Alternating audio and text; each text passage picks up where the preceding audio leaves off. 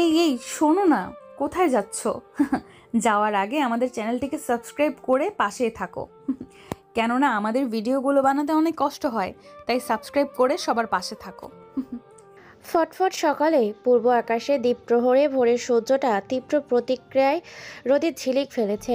জমিনে তীব্র রোদের বিষণ্ণতায় মানুষগুলোকে একা অস্থির অবস্থায় কেউ যাচ্ছে ছায়াতলে, কেউ বা দৌড়াচ্ছে শীতল স্থানে। সময়টা খুব একটা বেশি না, মাত্র সকাল 9টা বাজে। 9টা 20 মিনিটে পায়ে হেঁটে গুটি গুটি পায়ে ভার্সিটির উদ্দেশ্যে রওনা দিয়েছে মারুফ। কাঁধে ব্যাগ, হাতে ঘড়ি, চোখে পাওয়ার দেওয়া পাতলা ফ্রেমের চিকন চশমা, পরনের চটি জুতা, ঢিলাঢালা প্যান্ট, ময়লাযুক্ত টি শার্ট, মাথায় খাঁটি সরিষার তেলে চুপচুপ করে দেওয়া। তেল দিয়ে মাথায় চুলগুলো ভালো করে উল্টো করে আঁচড়ে নেওয়া, বেশ পরিপাটি হয়ে ভার্সিটির উদ্দেশ্যে তীব্র করার রোদে রওনা দিয়েছে মারুফ। রাস্তা দিয়ে হেঁটে মারুফ আশেপাশের মানুষগুলোকে দেখছে। মারুফের দিকে তাকিয়ে আছে অবাক করা দৃষ্টিতে, কারণ তার গেট আপ আর শহরে থাকা মানুষগুলো দেখতে একদম ভিন্ন রকম। কারো দিকে না তাকিয়ে মাথা নিচু করে হেঁটে ভার্সিটির ভেতর প্রবেশ করছে মারুফ। সামনে কয়েক পা ফেলতেই হঠাৎ করে কোনো কিছুর সাথে ঝাটকা খেয়ে কাদা পানিতে পড়ে যায় মারুফ। এটা দেখে পেছন থেকে এক ছাঁচ কোয়েল পাখির মিষ্টি সুরের মতো হাসির আওয়াজ কানে আসে। কাদা পানি থেকে খুব কষ্ট করে উঠে সেদিকে তাকাতেই দেখতে পায় বেশ সুন্দরী রমণী রূপকথার পরীরা এক সাইডে বসে এই দৃশ্য দেখে উপভোগ করে হেসে চলেছে। পাশে থাকা সুন্দরী মাফি বলে ওঠে, কি রে খ্যাত আবাল, তুই কি চোখে দেখতে পারিস না এই ভার্সিটিতে কি জন্য এসেছিস? কথাটা বলে ধীর গতিতে পায়ে হেঁটে সামনে আসতে থাকে মেয়েগুলোর পরনে জিন্স প্যান্ট এবং টাইট টি শার্ট। মেয়েগুলো ছেলেটার সামনে চলে আসে। ছেলেটা মেয়েগুলোকে কিছু বলতে যাবে, তার আগে পাশ থেকে কেউ একজন বলে ওঠে, এই খ্যাত গাইয়া, তুই কি দেখে চলতে পারিস না? তুই আমাকে ধাক্কা দিলি কি জন্য? পেছনে কারোর কথা শুনে মারুফ নামের ছেলেটা পেছনে তাকিয়ে দেখতে পায় তার সামনে একটা পরী দাঁড়িয়ে আছে। মেয়েটার দিক থেকে চোখ ফেরাতে পারে না। মারুফ এক দৃষ্টিতে হাঁ করে পলকহীনভাবে তাকিয়ে আছে সেদিকে। মেয়েটা একের পর এক গালি দিয়েই চলেছে, সেদিকে কোনো ভ্রুক্ষেপ নেই মারুফের। মারুফ এক সময়হীন মোহে হারিয়ে গেছে, যেন এই প্রথম এরকম ডানাকাটা পরী দেখল মারুফ। ছেলেটার এমন কাণ্ড দেখে মেয়েটা পরপর বেশ কয়েকটা থাপ্পড় লাগিয়ে দেয় ছেলেটার গালে, আর বলে ওঠে, তোকে আমি পরে দেখে নেব, এখন আমার তাড়া আছে, তাই তোকে ছেড়ে দিলাম। ভার্সিটিতে এসে তোকে দেখে নেব। এই কথাটা বলে যখনই সামনে পা বাড়াতে যাবে মেয়েটি, তখনই সামনে দাঁড়িয়ে থাকা মেয়েটি বলে ওঠে, এই সুমি, কি রে তুই, তোর সামনে আমরা দাঁড়িয়ে আছি, তুই কি আমাদের দেখতে পাসনি? আমরা থাকতে তুই কেন র্যাগিং দিবি? আমরা তো আছি, তুই যা, টেনশন নিবি না। আচ্ছা ঠিক আছে দোস্ত, ব্যাটাকে দেখে নিস যেন কোনোভাবেই শাস্তির হাত থেকে বাঁচতে না পারে। মাফির উত্তরের আশা না করে দ্রুত গতিতে সেই স্থান ত্যাগ করে দ্রুত গতিতে রওনা দেয় নিজ গন্তব্যের উদ্দেশ্যে। বের হয়ে যায় সুমি। অন্যদিকে সামনে দাঁড়িয়ে থাকা মাফি নামের মেয়েটা আবার বলে ওঠে, কি রে, তোকে কিছু জিজ্ঞাসা করছি, ভার্সিটিতে নতুন এসেছিস নাকি? আমি গতকালই ভার্সিটিতে অ্যাডমিশন নিয়েছি, ট্রান্সফার হয়ে এসেছি চট্টগ্রামে থেকে।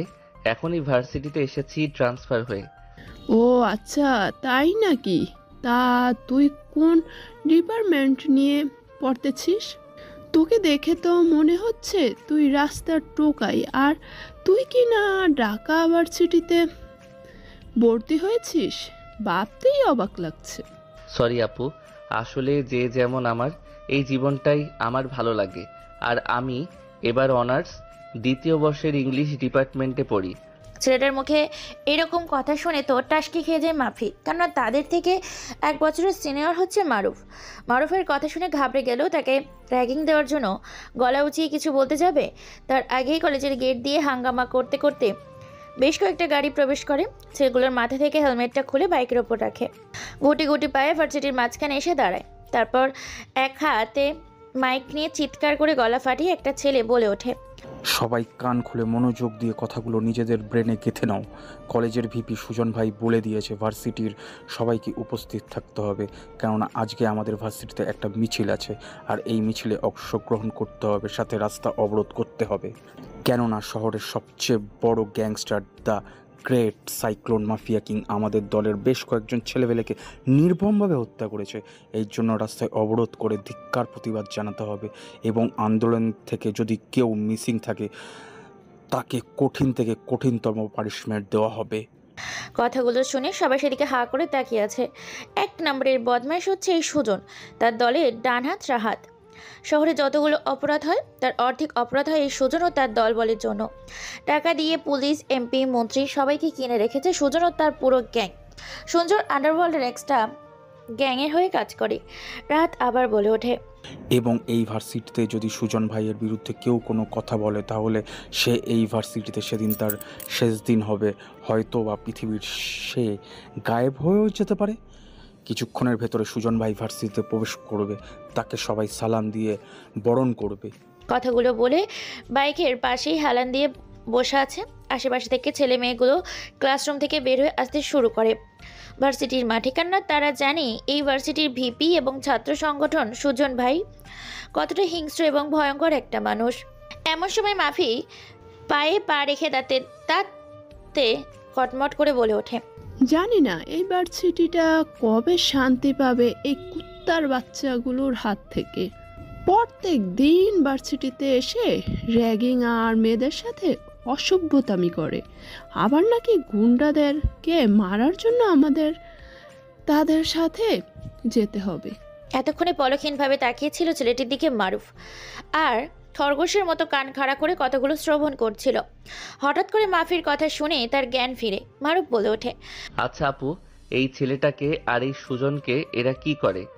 আরে ভাই আর বলিস না, 1 নম্বরের বদমাশ, শহরের সবচেয়ে বড় উচ্ছৃঙ্খল এবং সন্ত্রাসী। ওদের বিরুদ্ধে কথা বললে সেই মানুষটাকে আর খুঁজে পাওয়া যায় না। ভার্সিটিতে প্রতিদিন মেয়েদের র্যাগিং করে, অসভ্যতামি করে, সাথে অনেক খারাপ কাজের সাথে এরা যুক্ত আছে। কথাগুলো বলে মাফি সেখান থেকে চলে যায়। সেদিকে তাকিয়ে আছে মারুফ।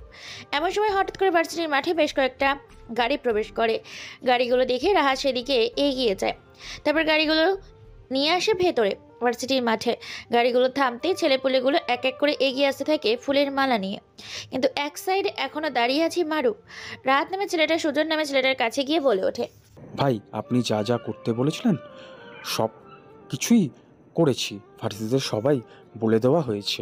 সুজন নামে ছেলেটা একটা মুচকি হাসি দেয়, তারপর একটা সিগারেট বের করে টানতে থাকে। গাড়ির ওপরে পায়ের ওপর পা রেখে বসে পড়ে আর বলে ওঠে, এখানে উপস্থিত সকলে আছে তো নাকি? এমন কি জন্য আন্দোলন শুরু করতে হবে সে বিষয়ে তোমরা নিশ্চয়ই অবগত আছো। সেখানে সবাই উপস্থিত থাকলেও উপস্থিত নেই মারুফ, কেননা তার এইসব একদম ভালো লাগে না। তাই সে একপাশে বসে আছে। সুজন আবার বলে ওঠে, এই ভার্সিটিতে শুধু আমাদের রাজত্ব চলে। আমাদের উপরে যে কথা বলবে তাকে না হয় এই দুনিয়া ছাড়তে হবে, নয়তো এই ভার্সিটি ছাড়তে হবে। দুজনের ওপরে কেউ কথা বলে না, কারণ সবাই জানে সুজন কতটা ভয়ানক। দেশের বাইরে বেশ কিছু মাফিয়ার সাথে এবং শহরের বেশ কিছু বড় বড় রাজনৈতিক নেতার সাথে সুজনের ওঠা বসা আছে। সুজন নিজেই দাপট দেখিয়ে আরও ছাত্রছাত্রীদের সাথে বেশ কিছু কথা বলে। অন্যদিকে আম গাছের নিচে বসে আছে মারুফ। এমন সময় তার কাছে একটা ছোট্ট ছেলে এসে বসে। মারুফ ছেলেটার দিকে তাকাতে ছেলেটা তার ছোট দাঁত জোড়া বের করে মুচকি একটা হাসি দেয় আর বলে ওঠে, ভাই তুমি ওখানে যাওনি কেন? সবাই তো গেছে। ওরা যদি জানতে পারে তুমি ওদের ওখানে যাওনি তাহলে তোমাকে তো খুব মারবে। ছেলেটার কথা শুনে বেশ খানিকটা অবাক হয়ে যায় মারুফ নামের ছেলেটা, কেননা সাকিব নামের ছেলেটা এই প্রথম তার সাথে কথা বললো। কেননা ভার্সিটিতে আসার পর কেউ তার সাথে কথা বলেনি। ছেলেটার মুখে এরকম কথা শুনে বলে ওঠে, তুমি বুঝি ওদের বিষয়ে অনেক কিছু জানো? আর একটা বিষয়, তুমি ওদের সম্বন্ধে এত কিছু জানো কি করে? আরে ভাই কি যে আপনি বলেন না, আমি জানবো না তো কে জানবে? আমি এই কলেজের সবাইকে চিনি। আর আপনি এই কলেজে নতুন ভর্তি হয়েছেন, কারণ আমি আপনাকে আগে দেখিনি।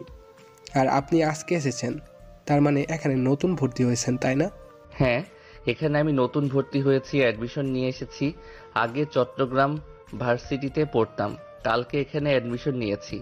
আমি তো আপনাকে দেখেই বুঝতে পেরেছি। ভাই এখানে সাবধানে থাকবেন, এখানকার ছেলেপেলেগুলো ভালো না, সবাই খারাপ। আচ্ছা, তুই এদের বিষয়ে এত কিছু কি করে জানিস? ভাই এখানে আমি সবসময় বাদাম বিক্রি করি, তাই সবাই আমাকে চেনে আর ভালোবাসে। এখানে কে কেমন তাই আমি সবাইকে চিনি। আচ্ছা ভাই আপনি থাকেন, আমাকে যাইতে হবে, না হলে বাবা মার ওষুধ নিতে পারবো না। কথাটা বলে ছোট্ট ছেলেটি চলে যায়। ছেলেটির দিকে এখনো তাকিয়ে আছে মারুফ। ছেলেটা কি বলে গেল তার মাথার উপর দিয়ে গেল। এক পাশে বসে আছে মারুফ, কিছু একটা বিষয় নিয়ে আনমনে ভাবছে মারুফ। এমন সময় হঠাৎ কেউ একজন তার ঘাড়ের ওপর হাত রাখে। পেছনে ঘুরতেই দেখতে পাই বেশ কয়েকটা ছেলে। তার মধ্যে একটা ছেলের নাম হচ্ছে রাহাত। রাহাত নামের ছেলেটা বলে ওঠে, কি রে, তোর সাহস কি করে হয় সুজন ভাইয়ের কথায় অবাধ্য হওয়ার? এখানে আমরা যে বলে গেলাম যাতে ভার্সিটির সবাই উপস্থিত থাকে, আর তুই কি না সেখানে না গিয়ে এখানে এসে চুপচাপ বসে আছিস সিনিয়রদের কথা না শুনে? রাহাত নামের ছেলেটার কথাগুলো বলা শেষ করেনি, তার আগে রাগান্বিত চোখে এবং গম্ভীর গলায় বলে ওঠে ছেলেটি, আগে আমার শার্টের কলারটা ছাড়, তারপর কথা বলছি। কেউ আমার শার্টের কলার ধরুক, এটা আমি একদম পছন্দ করি না। মারুফ ছেলেটির মুখে এরকম কথা শুনে রাহাত নামের ছেলেটা সবাই অবাক হয়ে যায়। আজ পর্যন্ত ভার্সিটিতে রাহাত নামের ছেলেটার উপর কেউ এরকম কথা বলতে পারেনি, সেখানে মারুফ তার সাথে এরকমভাবে কথা বলছে। এটা শুনে বেশ অবাক হয়ে যায় রাহাত, বলে ওঠে, শালা তোর এত বড় সাহস, তুই আমাদের সাথে গলা ফাটিয়ে গলা উঁচু করে কথা বলছিস? কথাটা বলে ছেলেটি শার্টের কলার ধরে টানতে টানতে নিয়ে যায় ভার্সিটির মাঠে। সেখানে সবাই উপস্থিত আছে। সেখানে গিয়ে রাহাত বলে ওঠে, ভাই, এই ছেলেটা আপনার কথা অমান্য করে ভার্সিটির এক সাইডে গিয়ে আম গাছের নিচে বসেছিল, আর তার সাথে আমরা কথা বললে সে আমাদের চোখ পাকিয়ে কথা বলে। এখন ওর কি করব? সুজন নামের ছেলেটা গাড়ির ওপর বসে সিগারেট টানছিল। এমন সময় রাহাতের দিকে তাকিয়ে রাহাতের বলা কথাগুলো শুনে বাইকের ওপর থেকে নেমে হাতে থাকা সিগারেটটা মাটিতে ফেলে দিয়ে পা দিয়ে পিষে ছেলেটার কাছে এসে রাহাতের হাতে ছেলেটার শার্টের কলার ওপর থেকে সরিয়ে ছেলেটার শার্টের কলার ঠিক করে দিয়ে মুচকি এসে বলে ওঠে, হয়তো এই বাসিটিতে নতুন, আমাদের সম্বন্ধে জানে না, কিছুদিন থেকে এমনিতে শিখে যাবে। এত রাগ করলে চলবে না। তোকে ছেড়ে দিলাম, নেক্সট টাইম কিছু করার আগে ভেবে দেখবি। কথাটা বলে সুজন তার দলবল চলে যায়। এদিকে ভার্সিটির ভেতর প্রবেশ করেছে কলেজের সবচেয়ে সুন্দর এবং সরল সাদা মেয়ে সুমি। সুমি হচ্ছে এই ভার্সিটির অনার্স দ্বিতীয় বর্ষের ছাত্রী। যেমন সুন্দর তেমনই শান্তশিষ্ট একটা মেয়ে। সবাই থাকে ভয় করে, সিনিয়র থেকে জুনিয়র পর্যন্ত, কেননা সে রেগে গেলে তার সামনে কে আছে সেটা দেখার টাইম তার নেই। সে যখন এই ভার্সিটিতে প্রথম এসেছিল তখন তাকে র্যাগিং দেওয়ার জন্য বেশ কিছু ছেলে তার ওড়না টেনেছিল। এরপর কেউ সেটা প্রতিরোধ করতে আসেনি, কিন্তু মেয়েটা সে ছেলেগুলোর কাছ থেকে ওড়নাটা ছিনিয়ে তাদের গলায় পেঁচিয়ে বলে উঠেছিল, তোদের মেয়েদের খুব ইফটিজিং করার শখ, তাই না? আজকে তোকে বোঝাবো ইফটিজিং করলে তার শাস্তি কী হতে পারে। কথাটা বলে ছেলেগুলোর গলায় ওড়না পেঁচিয়ে পাশে একটা মোটর বাইক রাখা ছিল, সেই মোটর সাইকেলের মেয়েটা চড়ে ছেলেগুলোর ওড়না গাড়ির সাথে বেরিয়ে পুরো ভার্সিটির মাঠে তাদেরকে নাকে দড়ি দিয়ে ঘুরিয়েছিল। ছেলেগুলোর অবস্থা হয়েছিল এরকম, ছেলেগুলো ভার্সিটির মাঠের মাঝখানে রেখে ছেলেগুলোর কানগুলো বাইকের ধোয়া পাইপের সামনে রেখে মোটর বাইক পিক আপ দিয়ে ভরভর শব্দে কানগুলো বধির করে দিয়েছিল। ছেলেগুলো সেদিন কান্না করে পুরো ভার্সিটির মাঠে কান ধরে উঠবোস করে বলেছিল জীবনে আর কোনোদিন কারোর সাথে ঝামেলা করবে না। এরপর থেকে ভার্সিটিতে আর কোনোদিন কোনো মেয়েকে অসম্মান করতে পারেনি কেউ। সেদিন সুমিকে সবাই হাততালি দিয়ে সংবর্ধনা জানিয়েছিল। এমনকি রাহাত নামের ছেলেটাও সুমির উপর কথা বলতে পারে না, যে যার ক্লাসরুমে চলে যায়। আজকে ক্লাস করার মনটাই ভেঙে গিয়েছে রাহাত ও তার সঙ্গীরা। ক্লাসরুমে বসে আছে মারুফ। এমন সময় হঠাৎ করে ক্লাসরুমের বাইরে থেকে একটা জুনিয়র ছেলে বলে ওঠে, এখানে মারুফ নামে কোনো ভাই আছে? থাকলে একটু আমার সাথে যেতে হবে, তাকে সুমি আপু ডেকেছে।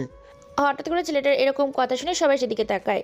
স্যার সেদিকে তাকায়, স্যার বলে ওঠে, এখানে মারুফ নামের কোনো ছেলে থেকে থাকলে সুমির সাথে দেখা করে আসো, কেননা সুমি তাকে ডাকছে। সবাই সবার দিকে তাকাচ্ছে, কেউ দাঁড়ায় না। এমন সময় মারুফ দাঁড়িয়ে বলে ওঠে, আমি মারুফ। তোমার নাম মারুফ? তুমি কি ভার্সিটিতে নতুন অ্যাডমিশন নিয়েছো? জি স্যার, গতকাল এই ভার্সিটিতে আমি অ্যাডমিশন নিয়েছি। চট্টগ্রাম থেকে ট্রান্সফার হয়ে এখানে ভর্তি হয়েছি। আচ্ছা ঠিক আছে, তুমি গিয়ে সুমির সাথে দেখা করে আসো, যাও। স্যার আসলে আমি তো কোনো সুমিকে চিনি না, আমি তো এখানে নতুন। সমস্যা নেই, সে ভার্সিটির একটা ভালো মেয়ে। ওই ছেলেটার সাথে গিয়ে তুমি তার সাথে দেখা করে ক্লাসে আসো। সবাই নিজেদের মধ্যে কথা বলা বলি করছে, কি জানি এই ছেলেটাকে কেন ডাকছে। মারুফ কোনো কথা বলে না। ছেলেটার পেছন পেছন অনার্স প্রথম বর্ষের ক্লাসরুমে যায়। সেখানে গিয়ে দেখতে পায় বেশ কিছু মেয়ে একত্রিত হয়ে বসে আছে। মেয়েগুলোর কাছে গিয়ে ছেলেটা বলে ওঠে, এই যে সুমি আপু, এর নাম হচ্ছে মারুফ, ভাইটাকে নিয়ে এসেছি, এবার আমি গেলাম। কথাটা বলে ছেলেটা সেখান থেকে চলে যায়। পুরো ক্লাসরুম মেয়ে দিয়ে পরিপূর্ণ, কোনো ছেলে নেই। সেখানে উপস্থিত আছে মাফি। ভার্সিটির গেটের সামনে যার সাথে কথা হচ্ছিল মারুফের, সুমি নামের মেয়েটা মারুফকে নিচ থেকে ওপর পর্যন্ত একবার ভালো করে দেখে বলে ওঠে, নাম কি আপনার, আর কোন ডিপার্টমেন্টে পড়েন? এর আগে তো এই ভার্সিটিতে আপনাকে দেখিনি। আমার নাম হচ্ছে মোহাম্মদ মারুফ, সবাই আমাকে এক নামে চিনে, মারুফ। তাই নাকি? সবাই এক নামে চেনে আপনাকে, মারুফ বলে, কিন্তু অবাক করা বিষয় হচ্ছে আমি তো আপনাকে চিনি না। সুমি নামের মেয়েটার মুখে এরকম কথা শুনে সবাই হেসে ওঠে। ছেলেটা লজ্জায় পড়ে যায়।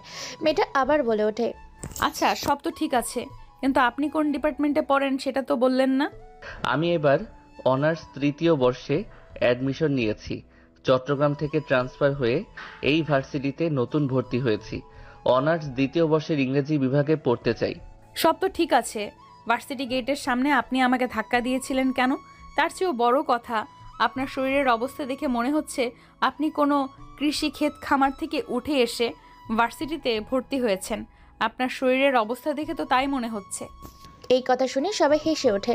সুমি সবাইকে থামিয়ে দিয়ে বলে ওঠে, আমি এই ভার্সিটির অনার্স 2য় বর্ষের ছাত্রী। আমার নাম সুমি। আপনাকে কেউ এখানে না চিনলেও আমাকে এক নামে সবাই চেনে। সরি আপু, আসলে ভুল করে ধাক্কা লেগে গেছে, আমি খেয়াল করিনি। ঠিক আছে, এবারের মতো ছেড়ে দিলাম, পরের বার যেন মেয়েদের সাথে অসভ্যতামি করতে না দেখি। কথাটা বলে ছেলেটা ক্লাসরুম থেকে বের হয়ে নিজের ক্লাসরুমে শেষ বেঞ্চে গিয়ে বসে পড়ে। এমন সময় মাফি বলে ওঠে, কি রে সুমি, তুই ছেলেটাকে কোনো কিছুই না বলে এভাবে ছেড়ে দিলি কেন? আসলে দোষটা আমার ছিল, আমি না দেখে ছেলেটাকে ধাক্কা দিয়েছিলাম। আচ্ছা, ছেলেটা তো সরল সাদা, তাছাড়া আমাদের এক ব্যাচ সিনিয়র। সেটা অবশ্য তুই ঠিক বলেছিস। ছেলেটা কেমন যেন দেখতে, সরল সাদা। ক্লাস শেষ করে ভার্সিটির ছুটির সময় হয়ে যায়। এক এক করে সবাই ভার্সিটি থেকে বের হতে শুরু করেছে। মারুফও সেও এদিক ওদিক না তাকিয়ে ভার্সিটি থেকে বের হয়ে পায়ে হাঁটা দেয়। আর অজানা গন্তব্য উদ্দেশ্যে ভার্সিটি থেকে বের হয়ে বেশ খানিকটা দূরে চলে এসেছে। সামনেই কোলাহল রাস্তা, জ্যাম লেগে আছে, রাস্তা পার হতে পারে না। রাস্তায় দুই পাশে ব্লক করে রেখেছে বেশ কিছু ছেলেপুলে। বোঝার জন্য এক পাশে একটা ছেলেকে জিজ্ঞেস করে বলে ওঠে, ভাই, এখানে কি হয়েছে? এইভাবে গাড়ি ঘোড়া মানুষজন আটকে আছে কেন? আরে ভাই, আপনি কই থাকেন? সামনে দেখতে পারেন না? সুজনের ছেলে পেলে রাস্তাগুলো আটকে রেখেছে, তাই মানুষজন যেতে পারে না। কেন আটকে রেখেছে? আর বললেন না ভাই, শহরের অবস্থা খুব খারাপ। তা গ্রেট সাইক্লোন মাফিয়া সুজনের ছেলেপেলেগুলোকে মেরেছে, তাই তারা হরতাল জারি করে সাধারণ মানুষকে হয়রানি করছে। তাই নাকি? ছেলেটা একটা মুচকি হাসি দিয়ে সামনে এগিয়ে যেতে থাকে। এটা থেকে পেছন থেকে ছেলেটা বলে ওঠে, আরে ভাই, মরার পাকনা গজিয়েছে নাকি যে সামনে মরার জন্য এগিয়ে যাচ্ছেন? ওরা যদি জানতে পারে আপনি ওদের ক্রস করে বেরিয়ে গেছেন, তাহলে আপনার হাত পা ভেঙে হাসপাতালে ভর্তি করিয়ে দিয়ে আসবে।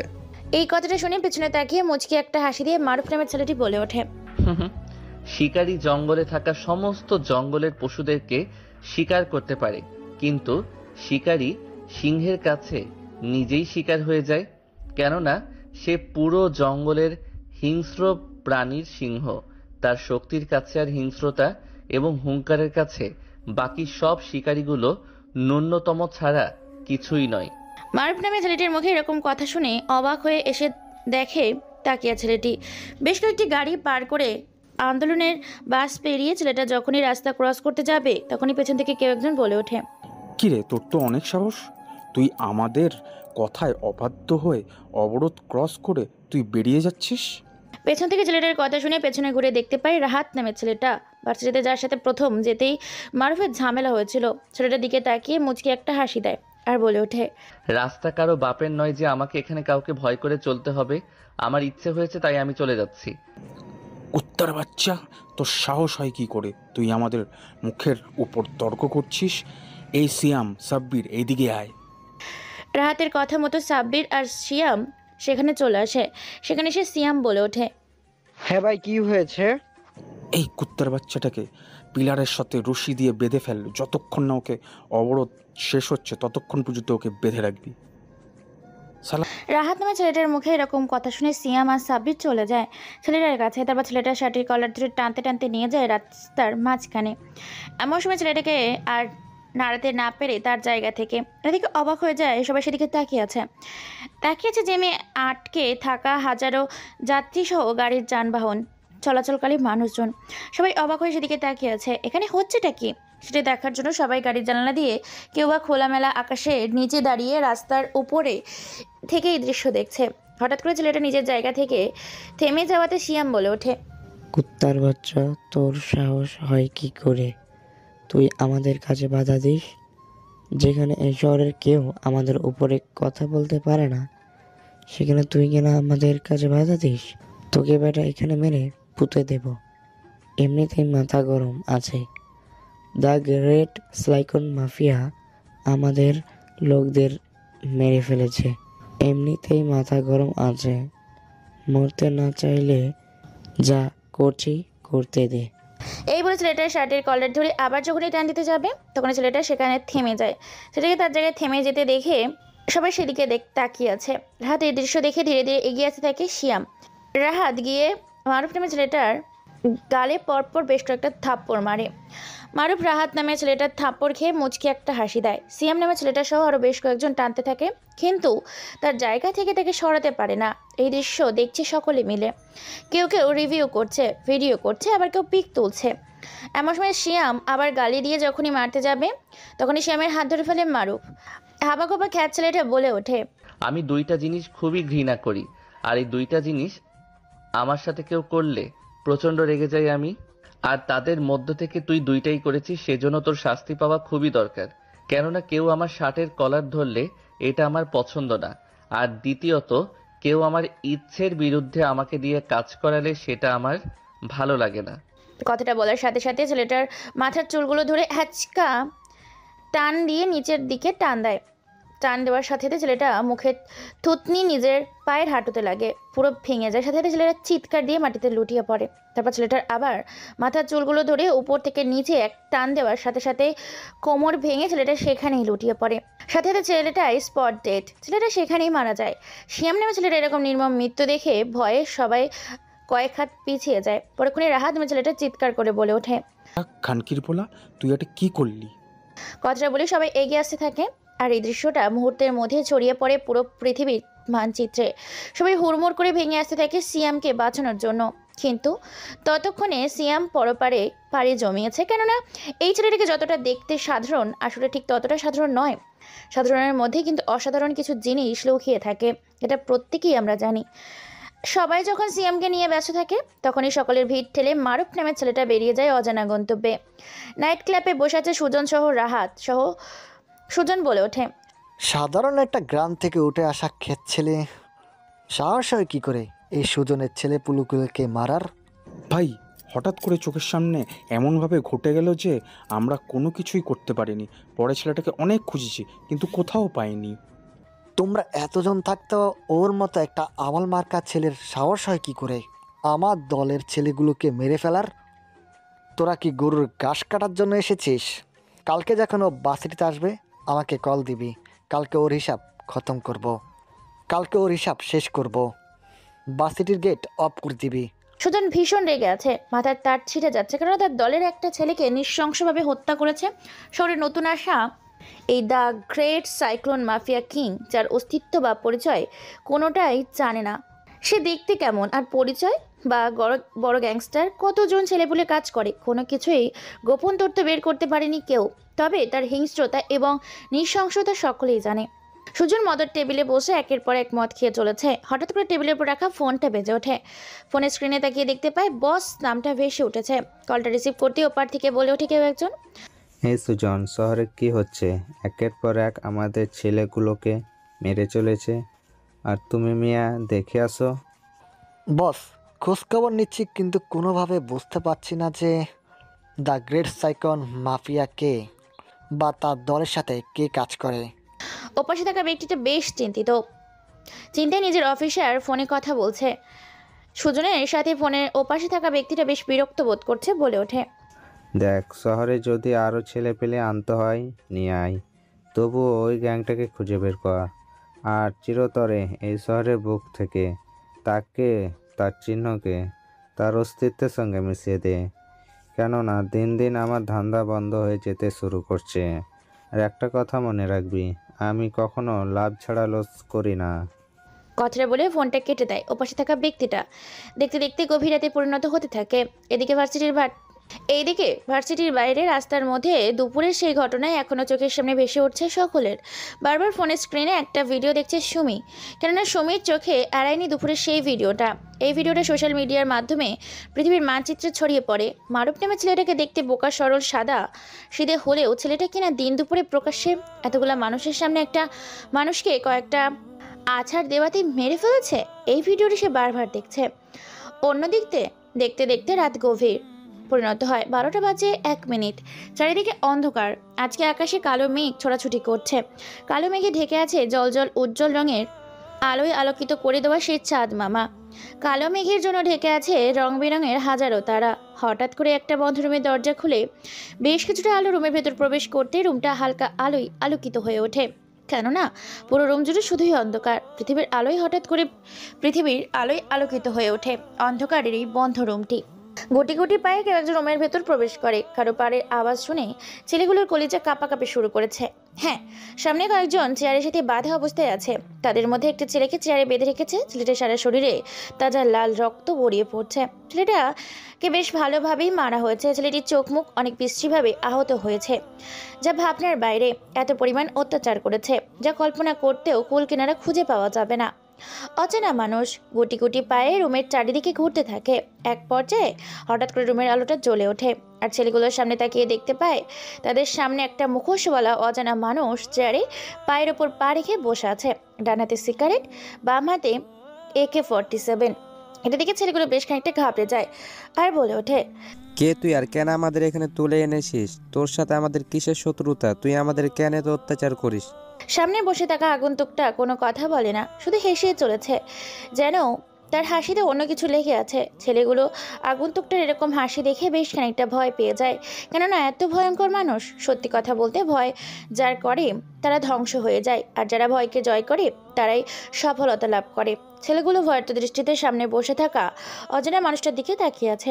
অজানা মানুষটা নিজের মুখের ওপর থেকে মাস্কটা খুলে দিয়ে ছেলেগুলোর দিকে তাকাতেই ছেলেগুলোর সামনে বসে থাকা মানুষটাকে দেখে চমকে ওঠে। ভয়ে চেয়ার সহ পিছিয়ে উল্টে পড়ে। অপর পাশে স্পাইপার হাতে দাঁড়িয়ে থাকা বেশ কয়েকজন ছেলেপুলে পড়ে যাওয়া ছেলেগুলোকে চেহারাসহ আবারও বসিয়ে দেয় তাদের জায়গায়। আগন্তুকটা তাদের এমন অবস্থা থেকে হাসতে থাকে মনের মতো। নিকোটিনের ধোঁয়াগুলো টানতে থাকে। ছেলেগুলো আবার বলে ওঠে, তুই আমাদের তুলে এনেছিস? তোর এত বড় কলিজা? আমাদের ভাই যদি একবার জানতে পারে, তোকে তো তোর অস্তিত্বের সাথে মিশিয়ে দিবে। আরে পাগল, তুই এখান থেকে যখন বেরোবি তখন তো তোর ভাই জানতে পারবে, তারপর না আমার অস্তিত্বের সাথে মিশিয়ে দেবে। আগন্তুকের মুখে এরকম কথা শুনে ভ্যাবাচাকা খেয়ে যায় ছেলেটার কেউ না। ছেলেটার নাম হচ্ছে সাব্বির। আর সামনে বসে থাকা মানুষটা তো এতক্ষণে আপনারা জেনেই গেছেন সে কে হতে পারে। হ্যাঁ, মারুফ বলে ওঠে, আমি ভয়ঙ্কর, আমি ভয়াবহ, আমি আগন্তুক, আমি আতঙ্ক। তাই তো আমার নাম হয়েছে দ্য গ্রেট সাইক্লোন। আমার কাছে কথা কম কাজ বেশি, সো সময় কম কথা বেশি। মরতে না চাইলে তোকে যা জিজ্ঞেস করব সত্যি করে বলবি। তুই শুধু আমাদের অত্যাচার কেন, তুই যদি আমাদের পা ধরে সারা জীবন বসেও থাকিস, তারপরও তুই আমাদের পেট থেকে একটা কথা বের করতে পারবি না। সময় বলে দেবে যে আমি আমার করা প্রশ্নগুলোর উত্তর পাবো কিনা। তার আগে তো তোদেরকে একটু প্রশ্ন করতে দে। কথাটা শেষ করার আগেই মারুফ আরেকটা সিগারেট জ্বালায় আর ইশারা দিয়ে বলে ওঠে, ভার্সিটিতে তোরা কার কথাতে ড্রাগ সাপ্লাই করিস? আর এত কোটি কোটি টাকা তোরা বিদেশে কেন পাচার করিস? তোদের বস কে? দেলোয়ারকে। মারুফ নামে ছেলেটা মুখে এরকম কথা শুনে সাব্বির নামে ছেলেটা হাসতে থাকে আর বলে ওঠে, তোকে তো বললাম, তুই যদি সারা জীবন আমাদের পা ধরে থাকিস, তারপরও এই প্রশ্নের উত্তর কখনো পাবি না। সাব্বির নামে ছেলেটার মুখে এরকম কথা শুনে মুচকি একটা হাসি দেয় আগন্তুক মারুফ। হঠাৎ করে চোখের নিমেষে পাশের একটা ছেলের মাথা টেবিলের ওপর চেপে ধরে। মাথা থেকে কানটা কেটে আলাদা করে দেয়। রক্তগুলো ছিটকে গিয়ে লাগে সাব্বিরের শরীরে। হঠাৎ করে এই দৃশ্য দেখে রুমের মধ্যে উপস্থিত থাকা সকলে চমকে ওঠে। হাতের ইশারা দেওয়ার সাথে সাথে টেবিলের ওপর নিয়ে আসা হয় একটা বক্সের ওপর লেখা আছে মাই পার্সোনাল থেরাপি বক্স খুলতেই বক্সের ভেতর থেকে বেরিয়ে আসে বেশ কিছু অস্ত্রশস্ত্র সরঞ্জাম। দা দেখে চোখগুলো চোখের জায়গা থেকে বের হয়ে আসার উপক্রম। ভয়ের শরীরের আত্মাটা পালিয়ে যেতে ছোটাছুটি করতে শুরু করেছে। ছেলেগুলো শরীরটা কাঁপাকাঁপি শুরু করেছে, কেননা সেখানে লেখা আছে ইলেকট্রিক্যাল তাতাল, তারখোল, ক্যাচি, ব্লেড, চাকু, লোহার হাতুড়ি, পেরেক, চিমটি, লোহার চিরুনি, আরও বেশ কিছু সরঞ্জাম একটা করে বের করে টেবিলের উপর রাখতে শুরু করে। এটা দেখে সাব্বির বলে ওঠে, তুই কি এগুলো দেখে আমাদের ভয় দেখাচ্ছিস? তুই যতই ভয় দেখ, আমরা কখনো সত্যি কথা বলবো না।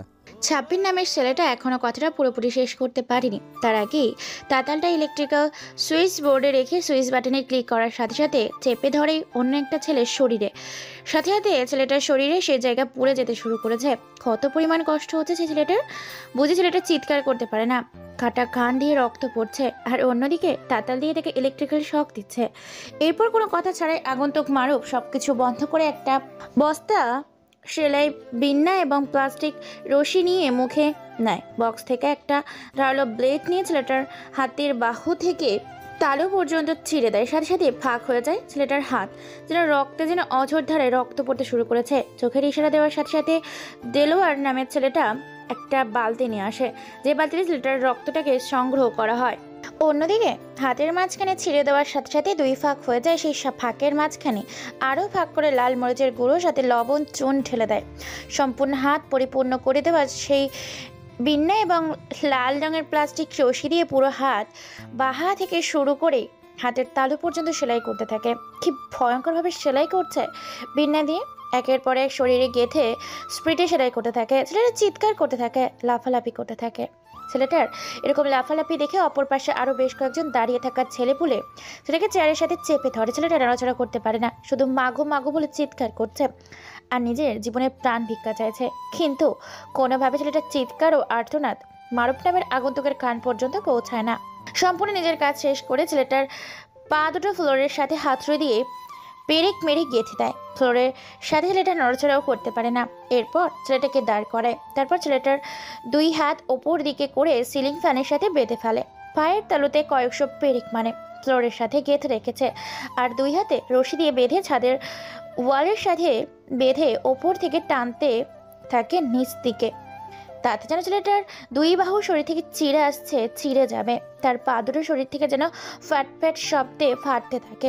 শরীরের রগগুলো যেন চিড়ে যেতে শুরু করেছে। যেটা চিৎকার করছে, তার চিৎকার আর সহ্য হয় না। এতটাই হিংস্র আর ভয়ে শাস্তি দিতে শুরু করেছে, যা নিজের চোখের সামনে এরকম ভয়ঙ্কর শাস্তি দেখে জ্ঞান হারিয়ে ফেলেছে সাব্বির। সাব্বিরের মুখে গরম পানির ছেটা দেওয়ার সাথে সাথেই সাব্বির চিৎকার করে বলে ওঠে, ভাই আমি বুঝে গেছি তুমি আন্ডারওয়ার্ল্ডের সেই দ্য গ্রেট শাইকেন মাফিয়া কিং, যার উপরে কেউ কখনো কথা বলতে পারে না। তোমার প্রশ্নের উত্তর আমি কোনো কিছুই জানি না। এসব কিছু আমরা সুজন ভাইয়ের কথাই করি। সুজন ভাইয়ের ওপর কেউ একজন বড় লিডার আছে, সুজন ভাইকে সাপোর্ট করে। তবে সে লোকটা যুক্ত আছে, সে মনে হয় শহরের কোনো আইনি অফিসার। ছেলেটার মুখে সমস্ত কথা শুনে হাসতে থাকে। হাসতে হাসতে ছেলেটার গলার উপর একটা লোহার টুকরো চেপে ধরে বলে ওঠে, তুই তো আমার কোনো কাজে আসলি না, কেননা তুই যা জানিস না তোর থেকেও আমি তা বেশি জানি। এই সবের সাথে শহরের মেয়র যুক্ত আছে। ওই কুত্তার বাচ্চাটাকে এতটাই ভয়ঙ্কর শাস্তি দেব যা তার জীবনের ইতিহাস হয়ে থাকবে। মেয়রের সাথে আমার রক্তের সম্পর্ক, তার সাথে তো আমাকে দেখা করতেই হবে খেলার ময়দানে।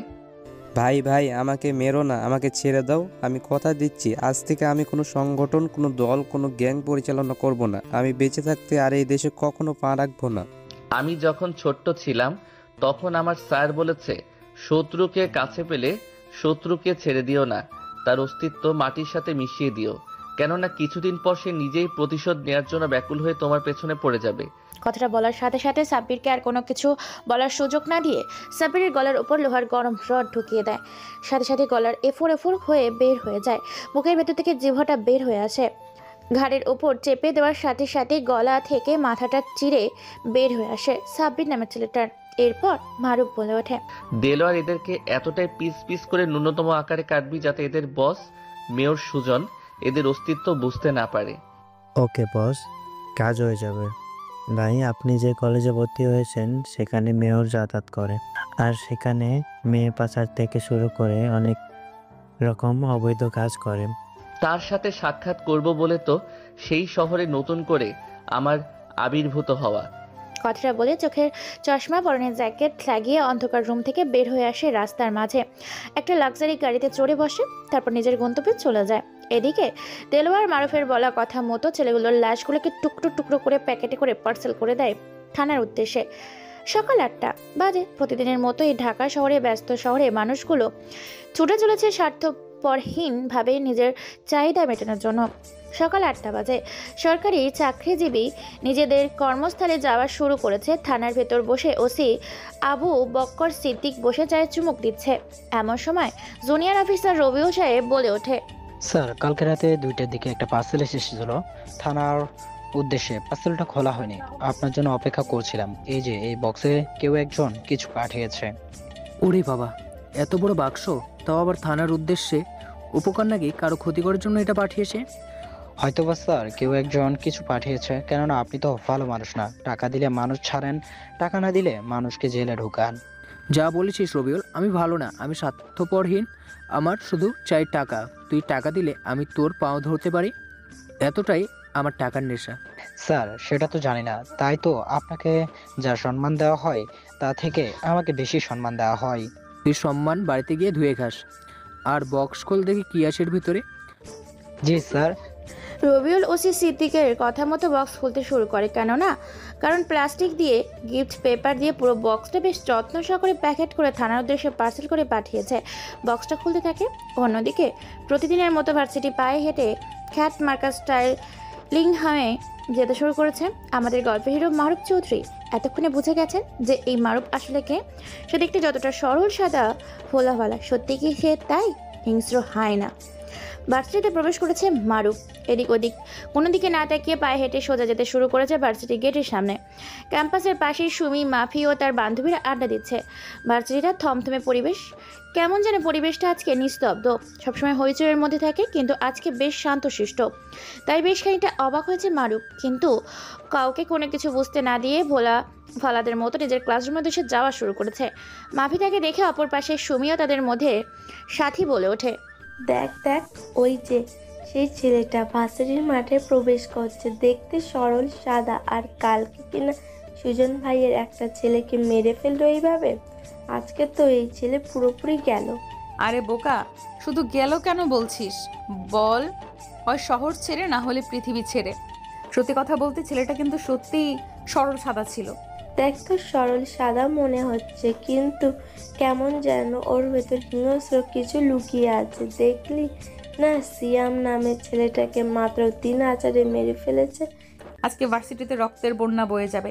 জানি না ছেলেটার সাথে আজকে কি হবে, কেন ভার্সিটিতে সুজন ও তার দলবল লাঠি ছোটা, হকি স্টিক এবং অস্ত্র সহ অনেক আগেই উপস্থিত আছে।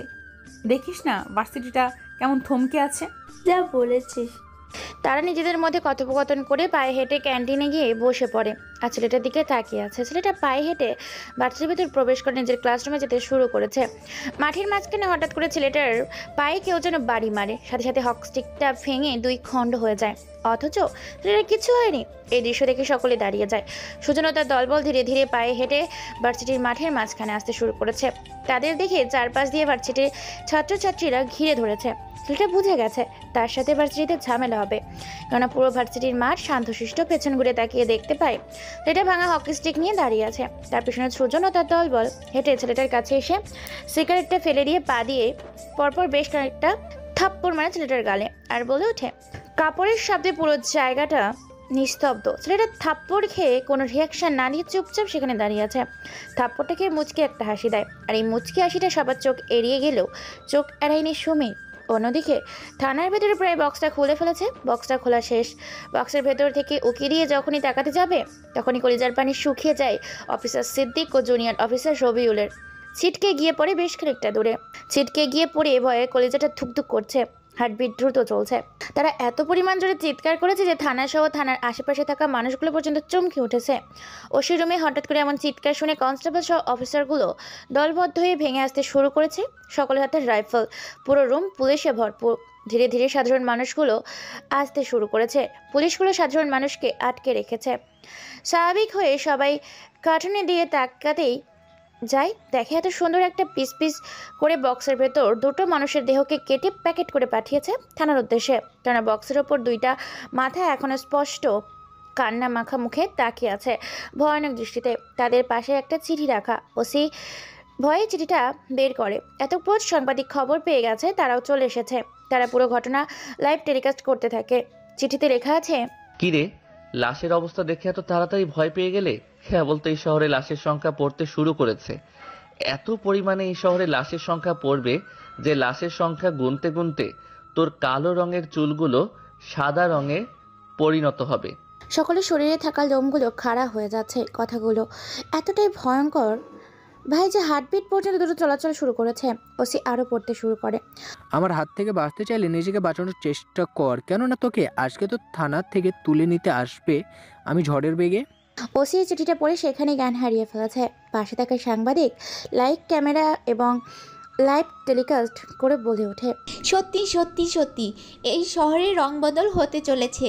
3 মাস আগে আসা একটা চিঠিতে লেখা ছিল রঙের শহরে রংবদল করতে এসেছি আমি, the great cyclone mafia king. তবে কি সত্যি এই শহরে চলে এসেছে the great cyclone mafia king? কেননা শহরে পাওয়া যাচ্ছে একের পর এক লাশ, সাথে আজকে প্রকাশ্যে 2 জন মানুষকে টুকরো টুকরো করে কেটে থানার উদ্দেশ্যে পার্সেল করে পাঠিয়ে দিয়েছে, সাথে চিঠিতে হুমকি দিয়েছে ওসিকে। তবে কি ওসি সিদ্দিক কি চিরতরে হারাবে পৃথিবী? আমরা কি আর দেখতে পাবো না ওসি সিদ্দিককে? ওসি সিদ্দিক পারবে নিজেকে বাঁচাতে? এই মাফিয়া গ্যাংস্টারের হাত থেকে কি এমন রহস্য আছে যার কারণে ওসি সিদ্দিককে তুলে নিয়ে যাওয়ার হুমকি দিয়েছে এই গ্যাংস্টার? অন্যদিকে থাপ্পড় খাওয়ার পরও মারুফ ঠিক আগের মতো গেছে, কোনো রিয়াকশন নেই। সুজন বলে ওঠে একটা হকি স্টিক হাতে নিয়ে, কুত্তার বাচ্চা, তুই গ্রামের ছেলে, ক্ষেত গাইয়া আবাল, তুই শহরের কিছুই বুঝিস না, তাই তোকে প্রথম দিন ছেড়ে দিয়েছিলাম। আর তুই কিনা আমার দলের ছেলেকে প্রকাশ্যে মেরে দিলি। ভাই আমি তো বলেছিলাম এই শালাকে মেরে ফেলতে, শালা একটু বেশি কথা বলে। ভার্সিটিতে আসতে না আসতেই আমাদের সাথে ঝামেলায় নিজেদের জড়িয়ে এই ভার্সিটিও তো টিকতে পারবে না। এই তুই কি জানিস না এই সুজন কতটা ভয়ঙ্কর, কতটা ডেঞ্জারাস? তোকে যদি এখানে মেরে এই ভার্সিটিতে মাটি চাপা দিয়ে দিই না, তাহলে কেউ কিছু জিজ্ঞাসা করবে না আমাকে। সুজন নামে ছেলেটার মুখে এই কথা শুনে মারুফ নামে ছেলেটা এবার মাথা উঁচু করে এদিক ওদিক তাকিয়ে একবার ভালো করে তাকিয়ে হঠাৎ করে পাগলের মতো হেসে ওঠে। হাসতে থাকে, তার হাসি দেখে অবাক হয়ে যায় উপস্থিত থাকা সকলে ভেবে নিয়েছিল এটা নিজের পরিস্থিতির অবস্থা ভেবে মুহূর্তেই পাগল হয়ে গেছে। সুজনের মাথা কাজ করে না, সেখানে তাদের হাঁটু কেঁপে সেখানেই ছেলেটা গলা ফাটিয়ে চিৎকার করে হাসতে পারছে। কিরে, তোর মৃত্যুর কথা শুনে তুই নিজেই পাগল হয়ে গেলি নাকি পাগল হওয়ার বান করছিস? আমি বুঝি না তোকে ভার্সিটির ভিপি কে বানালো? তোকে সবাই ভয় কেন করে? আর তোর পাওয়ার এই কলেজে খাটে কি করে? এই তুই কিন্তু বাড়াবাড়ি করছিস। আজ পর্যন্ত ভাইয়ের সাথে আমরা কেউ করে কথা বলিনি, সেখানে তুই ভাইকে তুই করে করছিস। ছেলেটার কর্মকাণ্ড দেখে উপস্থিত থাকা সকলে অবাক হতে থাকে, অবাকের চরম পর্যায়ে পৌঁছে গেছে। মারুফ এবার বলে ওঠে, আমিও নিজেকে সিংহ বলতে পারি। 10 জনকে পেছনে রেখে সামনে কথা বলতে সবাই পারে, কিন্তু 10 জনকে সামনে রেখে একাই সেই 10 জনের সামনে লড়াই করাটাকে বাপের বেটা বলে। যেটা আমি তোর সাথে বলছি, তোর পিছনে বড় একটা গ্যাং, কিন্তু আমি এই ভার্সিটিতে আমি তোর গোলামি করতে আসিনি, এখানে আমি পড়তে এসেছি। মারুফ নামে ছেলেটা এরকম পাওয়ার আর ক্ষমতা দেখে তো সবাই অবাক হয়ে গেছে। অবাক হয়ে ভয়ে সবাই সেদিকে তাকিয়ে আছে, কি করবে বুঝতে পারছে না। সুজন নিজের অপমান বোধ মনে করে। সুজন সবার দিকে একবার তাকিয়ে দেখে ভার্সিটির সবাই কেমন যেন তার দৃষ্টিতে তাকিয়ে আছে। এটা দেখে সুজন সেখান থেকে কোনো কথা না বলে ওঠে, রাত, একে তুলে নিয়ে আমার গোডানে, বাকি বিষয় আমার গোডানে দেখছি। তোমরা ভেবো না যে আমি কাপুরুষ। এই যা শাস্তি পাবে কাল তোমরা নিজের কানে শুনতে পারবে। আর এর মতো শাস্তি না পেতে চাইলে আমার কথার অবাধ্য হতে যেও না, না হলে পরিস্থিতি আর পরিণতি দুটোই খারাপ হয়ে যাবে। কথাটা বলে সুজন সামনে পা বাড়িয়ে আছে। রাহাত বেশ কয়েকটা ছেলে মারুফ নামে ছেলেটাকে ধরে যখনই ধরতে যাবে, এমন সময় সেখানে বন্দুকের গরম বুলেট এই শব্দে পুরো জায়গাটা নিস্তব্ধ হয়ে ওঠে। পুরো জায়গাটা নিস্তব্ধ হয়ে যায়। চোখের পলকের হাত নামে ছেলেটার লাশটা মাটিতে পড়ে যায়। সবাই পেছনে ঘুরিয়ে তাকিয়ে দেখতে পায় কপাল ভেদ করে বুলেট মাটিতে পড়ে আছে। রাহাত নামে ছেলেটা নিথর দেহটা মাটিতে পড়ে গড়াগড়ি খাচ্ছে। চোখের সামনে এই দৃশ্য দেখে কয়েক হাত দূরে পিছিয়ে যায়। ভয়ে পরিস্থিতি হইচয়ে পরিণত হয়ে যায়। পুরো ভার্সিটির মাঠ হইচয়ে পরিণত। ছাত্রছাত্রী জনগণ সহ ভেঙে আসতে শুরু করেছে। গেট বন্ধ করে দেওয়া হয় যেন বাইরে থেকে কেউ ভেতরে আসতে না পারে। সুজন তো নিজের চোখের সামনে এই দৃশ্য দেখে অবাক। সুজন আর এক মুহূর্তে দেরি না করেই মারুফ নামে ছেলেটার শার্টের কলার ধরে যখনই খুশি মেরে বলে ওঠে, কুত্তার বাচ্চা, সত্যি করে বল তোর পরিচয় কি আর কে তুই? সত্যি কথা বল। সুজন মারুফ নামে ছেলেটার শার্টের কলার ধরে যখনই টানা হিজড়া করতে যাবে, তখনই হঠাৎ করে আরও পরপর 10টা গরম বুলেটের শব্দে পুরো জায়গাটা একেবারে শান্তশিষ্ট হয়ে যায়। কেননা অপর পাশে তাকিয়ে দেখে সুজন কাছে 10 জন মানুষ মাটিতে পড়ে গড়াগড়ি খাচ্ছে। সুজন এই দৃশ্য দেখে পুরোপুরি পাগল হয়ে উঠেছে। মাথা চুলগুলো খামচে ধরে, ভার্সিটির মাঠে বসে পড়ে। কি হচ্ছে তার সাথে সে বুঝতে পারছে না। হঠাৎ করে তার পকেট থাকা ফোনটা বেজে ওঠে। ফোনের স্ক্রিনে তাকিয়ে দেখতে পায় মাই বস নামটা ভেসে উঠেছে। দেরি না করে ফোনটা রিসিভ করে। ফোন রিসিভ করার সাথে সাথে ফোনের পাশ থেকে বলে ওঠে, সুজন, তুমি বাঁচতে চাইলে ওখান থেকে তাড়াতাড়ি বেরিয়ে পড়ো, কেননা তোমার সামনে হিংস্র এক ডাইনা দাঁড়িয়ে আছে, যার সামনে পুরো পৃথিবীর মানুষগুলো মিলে একজন, আর সে একা একজন। নিজের জীবন বাঁচাতে চাইলে কোনো তর্ক না করে ভার্সিটি থেকে বেরিয়ে পড়ো। কথাটা বলার সাথে সাথে সুজন রাগান্বিত দৃষ্টিতে কোনো কথা না বলেই আঙুল ছেঁকে হুমকি দিয়ে বেরিয়ে পড়ে। অন্যদিকে ওসি সিদ্দিক নিজের মৃত্যুর কথা শুনে বেশ আতঙ্কে আছে। বেশ কিছু পুলিশ অফিসার লাশগুলো নিয়ে যাওয়ার জন্য আসে। বাসরিতা থমকে আছে, বুঝতে পারছে না কি হচ্ছে এখানে। সবাই এই মারুফকে ভয় পেতে শুরু করেছে। কেউ ভয়ে তার কাছে যেতে পারে না, এমনকি সুমি, মাফি তারা ভয় পেয়ে গেছে, গাছের নিচে বসে আছে। মারুফ এমন সময় ছোট ছেলেটা বলে ওঠে, ভাই কে আপনি? আপনার পরিচয় কি? ভার্সিটিতে ভয়ঙ্কর ভিপি সুজন আপনাকে ভয় পেয়ে পালিয়ে গেল। হঠাৎ করে পাশে তাকিয়ে সে ছোট্ট ছেলেটির কথা শুনে অবাক হয়ে যায় মারুফ। মারুফ মুচকি এসে বলে ওঠে, সে কেন পালিয়ে গেছে আমি তো তা জানি না। তোমার মতো আমিও সাধারণ মানুষ। তোমার নাম কি? তোমার পরিবারে কে কে থাকে? জানেন ভাই, আমিও আপনার মতো মানুষ হতে চেয়েছিলাম, কিন্তু পাইনি। আমাদের পরিবারের অবস্থা খুব খারাপ। বাবা মা, আমার বড় আপু আর আমি। জানেন ভাই, আমার বাবা মা খুব অসুস্থ। আমার আপু সন্ধ্যায় বেরিয়ে যায় আর খুব সকালে বাড়িতে আসে অনেক টাকা নিয়ে। আমার আম্মু বলেছে আপুর কাছ থেকে কোনো টাকা না নিতে। জানি না ভাই, আমার আপু কি করে যে এত প্রচুর টাকা নিয়ে আসে। আমি সারাদিন এত পরিশ্রম করি, তারপরও এত রোজগার করতে পারি না। ছেলেটার মুখে মারুফ এই কথা শোনার সাথে সাথে বুঝে গেছে তার বোন কি করে। তার বোন হচ্ছে বড় বড় কোটিপতি মানুষদের ভোগের সামগ্রী।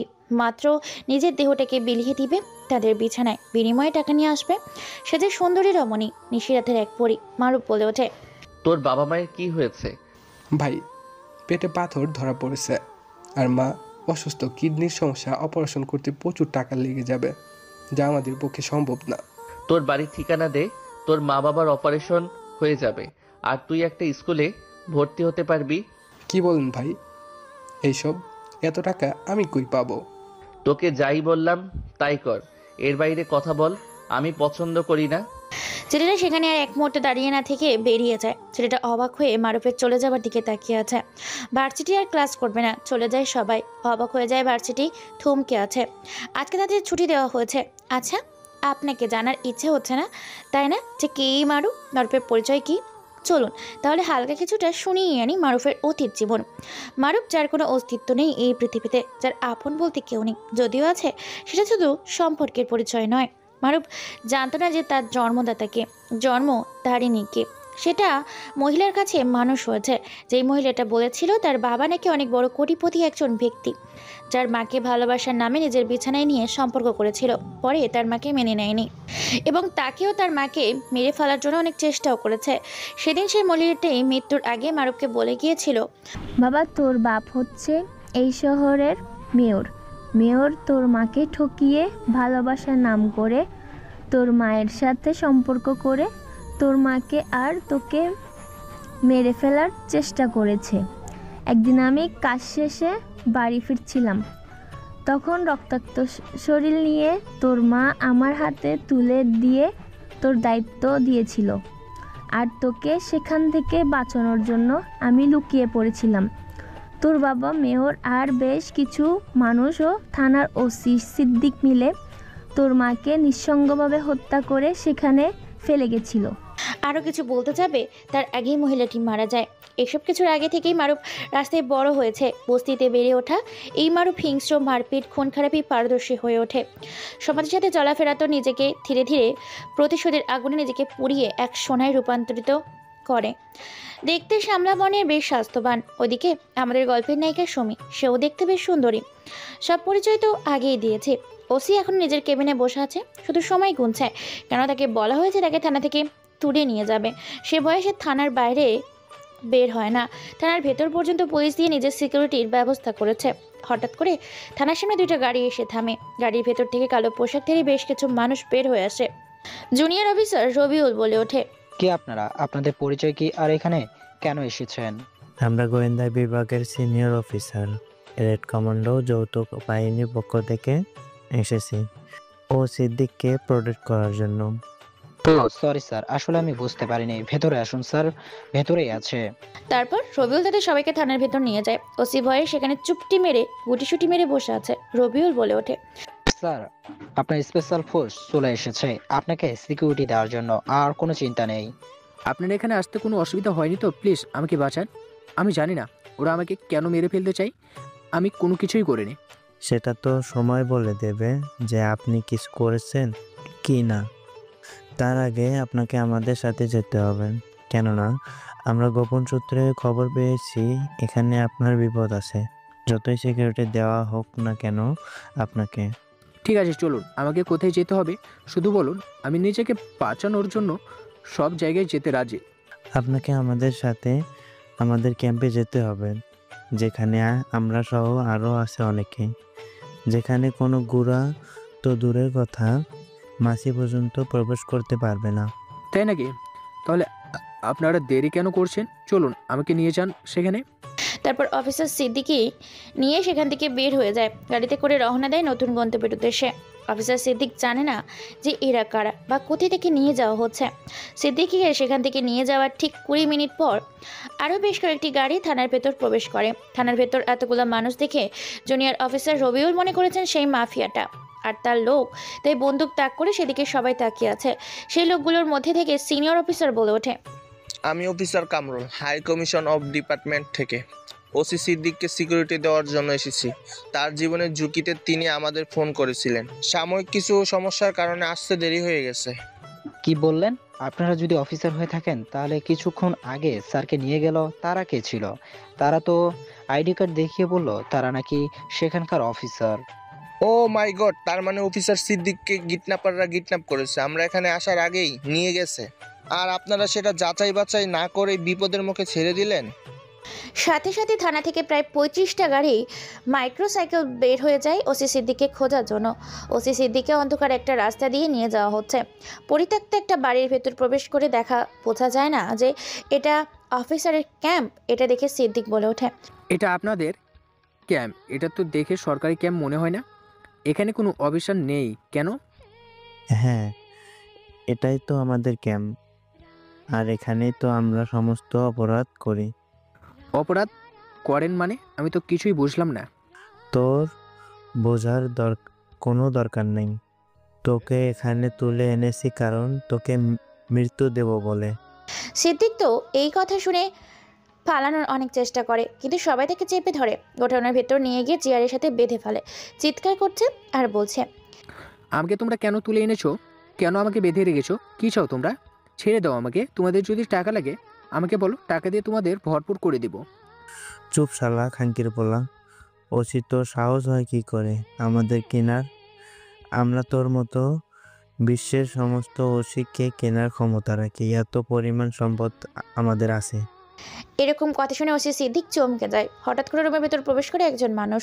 মানুষটার মুখে সিগারেট, হাতে একটা ধারালো রামদা।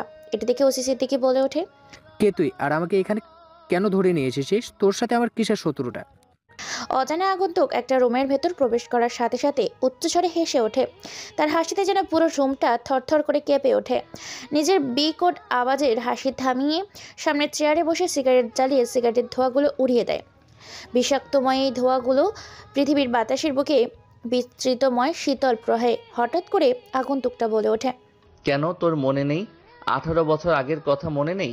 যেদিন তোরা খোলামেলা আকাশের নিচে জমিনের উপরে জেসমিন বেগমকে নৃশংসভাবে হত্যা করেছিলি, শহরের মেয়রের সাথে হাত মিলিয়ে?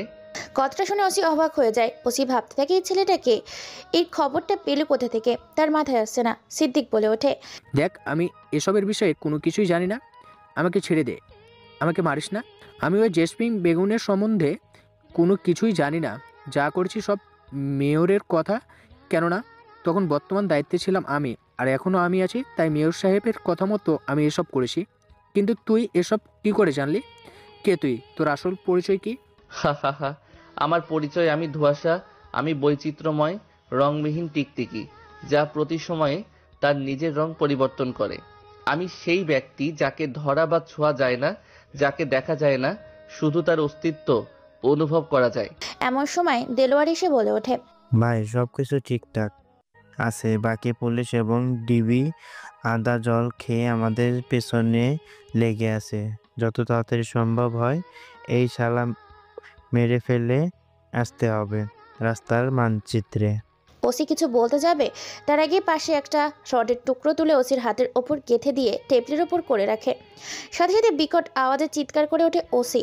এরপর বেশ কিছু পেঁয়াজের কাটা পেঁয়াজ নিয়ে আসা হয়। তারপর সেই পেঁয়াজের হাতে নিয়ে দেওয়ালের চোখের ইশারা দেওয়ার সাথে সাথে দেওয়ার সিদ্দিকের চোখগুলো ভালো করে মিলিয়ে ধরে। আমারও পেঁয়াজের রস সেদিকে চোখের উপর ঢেলে দেয়। সাথে সেদিক ছটফট করতে থাকে। সেখানে যুদ্ধ করে বিভিন্ন ফলের রস, যেমন কমলা, সন্তরা, খেজুর, আঙুর, এমন বেশ কিছু ফল। এরপর তার সামনে রাখা হয় একটা লোহার আগুনের লাভার বক্স। সেখানে আগুন দিয়ে ভরপুর আগুনের লাভা। ওসিকে তুলে সেই আগুনের লাভার ভিতর ফেলে দেয়। তারপর গেট লাগিয়ে দেয়। সেখানে শুধু চিৎকার করতে থাকে, কিন্তু তার চিৎকারের কেউ শোনে না। ছটফট করতে থাকে। মুহূর্তের মধ্যেই, মাত্র কয়েক সেকেন্ডের ব্যবধানে জ্বলে খয়লাতে পরিণত হয়ে যায় সিদ্দিকের দেহটা। এরপর আর কোনো কথা না বলে চোখের ইশারা দেওয়ার সাথে সাথে তাকে নিয়ে যাওয়া হয় চৌরাস্তার মধ্যে, আর সেখানে ফেলে দেওয়া হয় তার লাশটা। এদিকে তবে তাকে খুঁজে বেড়াচ্ছে, কিন্তু পারছে না। দেখতে দেখতে রাত সকাল হয়। সকালে মানুষের সমাগমে পুরো রাস্তা জ্যাম হয়ে আছে, কেননা রাস্তায় ফেলে গেছে ওসি সিদ্দিকের লাশ। সাংবাদিক খবর প্রচার করছে। শহর জমজমাট অবস্থা। শহরে কেউ ওসি সিদ্দিককে খুব নৃশংসভাবে হত্যা করে চলে গেছে। সেখানে পাওয়া গেছে একটা চিঠি লিখেছিল সময়ের গতিবেগে আরও ভয়াবহ ঝড় আসতে চলেছে এই শহরে। আগুনে পুড়িয়ে মারা হয়েছে ওসি সিদ্দিককে। আজকে পরিবেশ নিস্তব্ধ, সবাই খোঁজাখুঁজি করছে। এদিকে বাসটিতে প্রতিদিনের মতো প্রবেশ করছে মারুফ আম গাছের নিচে বসে আছে। এমন সময় সেই ছোট্ট ছেলেটি এসে বলে ওঠে, ভাই আপনাকে অনেক ধন্যবাদ। আমার পরিবারকে বাঁচানোর জন্য আমি সারা জীবন কৃতজ্ঞ থাকব। সাথে আমাকে স্কুলে ভর্তি করার জন্য আপনার মতো ভালো মানুষ যদি সবাই হতো, তাহলে আজকে আমাদের দেশটা পাল্টে যেত। শোন, আমি যে তোকে সাহায্য করেছি এই কথাটা যেন কেউ না জানতে পারে, ঠিক আছে? আচ্ছা ভাই, ঠিক আছে, কেউ জানবে না। তারপর ছোট্ট ছেলেটি সেখান থেকে চলে যায়। মারুফ সেখানে চুপটি মেরে বসে আছে, কোনো দিকে না তাকিয়ে মাথা নিচু করে কি যেন মোবাইলে দেখছে। এমন সময় তার ঘাড়ে কেউ একজন হাত রাখে। হঠাৎ করে আচমকা এমন হওয়াতে ঘাবড়ে যায়। পিছনে তাকিয়ে দেখতে পায় ভার্সিটির বিশ্ব সুন্দরী সুমি বলে ওঠে, এই ছেলে, কি ব্যাপার? তুমি ঘাবড়ে গেলে কেন? তুমি আমার সিনিয়র হয়েছো তো কি হয়েছে? আমি কিন্তু তোমাকে তোমার নাম ধরেই ডাকবো। আচ্ছা ঠিক আছে আপু, আমি তাহলে এখন আসি। আমি কি তোকে যেতে বলেছি যে তুই চলে যাচ্ছিস? এখানে চুপটি করে বসে থাক, তোর সাথে আমার কিছু কথা আছে। তারপর মারুফের ব্যাগটা তার দিকে এগিয়ে দিয়ে বলে ওঠে, এই ব্যাগটা তোমার তাই না? আর এই বন্দুকটা তোমার তাই না? কে তুমি? তোমার আসল পরিচয় কি? সবটা আমাকে না বললে এক্ষুনি আমি চিৎকার করে সবাইকে জানিয়ে দিব। আমাকে কেউ ব্ল্যাকমেইল করবে এটা আমি একদম পছন্দ করি না। ঠিক আছে, তাহলে তুমি বন্ধু হিসাবে আমাকে বলো। তারপর মারুফ কোনো ভূমিকা না করে এক এক করে সমস্ত ঘটনা বলতে থাকে। তার জন্ম থেকে আজ পর্যন্ত বেড়ে ওঠার সমস্ত ঘটনা শুনে কান্না করে দিয়েছে সুমি যেন আবেগের শ্রাবণে ভেসে যাচ্ছে। মারুফ বলে ওঠে, তুমি আমার কষ্টের কথা শুনে কান্না করছো কেন? সরি, আমি তোমার সাথে অনেক অন্যায় করেছি, না জেনে তোমাকে অনেক ভুল বুঝেছি। তাতে আমার কিছুই যায় আসে না। আজকে ওই মেয়রের শেষ দিন, আর আমার সম্বন্ধে কেউ যদি জানে তো তোমার হবে শেষ দিন। কথাটা বলে বেরিয়ে যায় ভার্সিটি থেকে মারুফ। দেখতে দেখতে সন্ধ্যা হয়ে যায়। সুমি শুধু একটা কথাই ভাবতে থাকে, মারুফের বিষয়টা। আজকে সারাদিন মারুফের বলা কথাগুলো সে মনে করতে থাকে। এদিকে শহরের পুলিশের সংখ্যা আরও বেশি করে বাড়ানো হয়েছে, কেননা শহরের অবস্থা ভীষণ খারাপ। তাই শহরে আরও বেশি সিকিউরিটি বাড়ানো হয়েছে। বাইরে থেকে ডিবি পুলিশ বের করা হয়েছে। দেখতে দেখতে সন্ধ্যা পেরিয়ে রাত গভীর রাতে পরিণত হতে থাকে। ধীরে ধীরে মানুষের কোলাহল এবং ভিড় কমতে থাকে। শহরটা শান্তশিষ্ট হতে থাকে। যে শহরে রাত দিনভর হাজারো হাজারো গাড়ি কোলাহল করতে থাকে, সেই শহরটা একটা পর্যায়ে নিস্তব্ধ ও নীরবতায় ছেয়ে যায়। রাত 11টা পরপর মেয়রের বাড়ির 5টা কালো রঙের গাড়ি প্রবেশ করে। গাড়িগুলো থেকে বেরিয়ে আসে কালো পোশাকধারী অসংখ্য মানুষ। বাড়িটা চারিদিক দিয়ে ঘিরে ধরে। বেশ কয়েকজন পাইপ নিয়ে উপরে ওঠে, দোতলার জানলা ভেঙে রুমের ভেতর প্রবেশ করে। বাড়ির ভেতরে গিয়ে ড্রয়িং রুমের ভেতর মেন গেটের দরজা খুলে দেয়। সাথে সাথে হুড়মুড় করে বেশ কয়েকজন ভেতরে প্রবেশ করে। আরও পুরো বাড়িটা আতঙ্ক সরানোর জন্য সাথে সাথে বেশ কয়েকটা গুলি করা হয়। গুলির শব্দে উপস্থিত থাকা বাড়ির ভেতর সকল ব্যক্তি বের হয়ে আসে। ড্রয়িং রুমটা পুরো অন্ধকার। বাতি দেওয়ার সাথে সাথে রুমটা আলোয় আলোকিত হয়ে যায়। এতজন মানুষকে দেখে চমকে ওঠে। সোফার ওপর পায়ের ওপর পা রেখে বসে আছে একটা মানুষ। মেয়র, তার স্ত্রী ও ছেলে মেয়ে সবাই উপস্থিত আছে। এটা দেখে চমকে গেছে। মেয়র বলে ওঠে, কে তুমি? আর এভাবে বাড়ির ভেতর ঢোকার সাহস পেলে কোথা থেকে? তুমি জানো না এটা আমার বাড়ি? জানি বলে তো এসেছি মেয়র সাহেব আপনার বাড়িতে। তোমার সাহস হয় কি করে আমার বাড়িতে গুন্ডা মাস্তান নিয়ে প্রবেশ করার? আমি এখনই পুলিশকে ফোন করছি। আপনি ভাবলেন কি করে আপনাদের প্রত্যেকের ফোন, টেলিফোন সব কিছু আমাদের দখলে? শুধু আপনারা আছেন মুক্ত হয়ে। কি চাই তোমাদের? এখানে কেন এসছো? তোমাদের পরিচয় কি? তোমাদের সাথে আমার শত্রুতা কি? কেন তোমরা আমার বাড়িতে তাণ্ডব সৃষ্টি করছো? তোমার জীবনটা আমার লাগবে। তোমার জীবনটার মূল্য অনেক আমার কাছে, তাই তোমার জীবনটাকে নিয়ে এখান থেকে যেতে এসেছি। তোর এত বড় সাহস, তুই আমাকে মারবি? কথাটা বলে যখনই মেয়র মারুফকে মারতে যাবে তখনই মারুফ মেয়রের কপাল বরাবর AK-47 বন্দুকটা তাক করে রাখে। এটা দেখে সবাই ভয়ে পিছিয়ে যায়, চিৎকার চেঁচামেচি করতে থাকে। মারুফ বলে ওঠে, কুত্তার বাচ্চা, তুই ভুলে গেলি কি করে সেই পুরনো দিনের কথাগুলো? তোর জন্য আজকে আমার জীবনটা রাস্তায় বড় হয়েছে। তোর জন্য মানুষ আমাকে জারদ সন্তান বলে গালি দেয়। তোর জন্য আমি আমার বাবার পরিচয় পাইনি আমার মার পরিচয়। তুই ভুলে গেলি জেসমিন বেগমকে হত্যা করিসনি তুই? তার সাথে ভালোবাসার অভিনয় করে, তাকে বিয়ের প্রতিশ্রুতি দিয়ে, তার সাথে আকাম কুকাম করে দুজনের পাপের ফল আমি ছিলাম। আমার কি দোষ ছিল যে তোরা আমাকে খেলার পাত্র বানিয়ে দিলি? এরপর এক এক করে সমস্ত ঘটনা খুলে বলে। পরিবারের সবাই এই ঘটনা শুনে ধিক্কার জানায় মেয়র সাহেবকে। মেয়র সাহেব নিজের ভুল বুঝতে পারে। মারুফ বলে ওঠে, এখন তোর সময় এখানেই শেষ, আর তোকে পৃথিবী থেকে সরিয়ে দেব চিরতরে। যখনই গুলি করতে যাবে তখনই মেয়রের স্ত্রী মারুফের পায়ে পড়তে যাবে। এমন সময় মারুফ মহিলাকে দূরে দাঁড় করায়। মহিলাটি বলে ওঠে, বাবা, তুমি ওখানেরকে মাফ করে দাও। উনি ভুল করেছে। তুমি এখন থেকে আমার সন্তান। তোমাকে আমি এই সমাজে আমার ছেলে বলে পরিচয় দেব। তুমি ওনাদের মেরে আমার ছেলে মেয়েদেরকে অনাথ করে দিও না। সেটা তোমারও বাবা, সে অন্যায় করুক, ভুল করুক, তুমি ওকে মাফ করে দাও। বাবা, এই সম্পত্তি, এই টাকা পয়সার তোমারও সমান অধিকার। আমার এসব কিছু চাই না। আমারই কোটি কোটি টাকা পড়ে আছে, খাওয়ার মতো কোনো মানুষ নেই। বাবা, আমি সবটা জানি। তুমি আমার মুখের দিকে তাকিয়ে ওকে মাফ করে দাও। আমিও তো তোর মা, তাই না? তুই আমাকে যা বলে ডাকবি। তোর ছোট ভাই বোনের দিকে তাকিয়ে ওনাকে মাফ করে দে। এরপর বন্দুকটা নামিয়ে নেয় মারুফ। সাথে সাথে মেয়র মারুফকে দুই হাতে জড়িয়ে ধরে কান্না করে বলে ওঠে, বাবা, তুই আমাকে মাফ করে দে। আমার ভুল হয়ে গেছে। আমি ক্ষমতার লোভে অনেক অন্যায় করছি, অনেক পাপ কাজ করছি। তুই আমাকে মাফ করে দে। আমি তোকে আমার ছেলের পরিচয় দেব এই সমাজে। অনেক বোঝানোর পর মারুফ থামে। মারুফ এখন সালমা বেগমকে মা বলে ডাকে। সালমা বেগম হলো বর্তমান মেয়রের স্ত্রী। পরিবারের সবাই মারুফকে মেনে নেয়। মারুফ একটা সুন্দর পরিবার পায়। মারুফ সবাইকে চলে যেতে বলে। দেখতে দেখতে এইভাবে 3টা দিন সেখানে কেটে যায়। কিন্তু এখনো মন থেকে ক্ষমা করতে পারেনি মেয়র সাহেবকে। কিন্তু মারুফ ভাই বোন মায়ের সাথে বেশ ভালোই সম্পর্ক হয়েছে এই 3 দিনের ভেতর। অন্যদিকে এই 3 দিন মারুফকে ভার্সিটিতে দেখতে না পেয়ে সুমি অস্থির হয়ে পড়েছে। সোফার উপর বসে আছে মারুফ। এমন সময় মেয়রের স্ত্রী সালমা বেগম বলে ওঠে, বাবা, আমি তোর বিয়ে দিতে চাই। এই পরিবারে একটা সদস্য আনতে চাই। তোর কি কোনো পছন্দ মেয়ে আছে?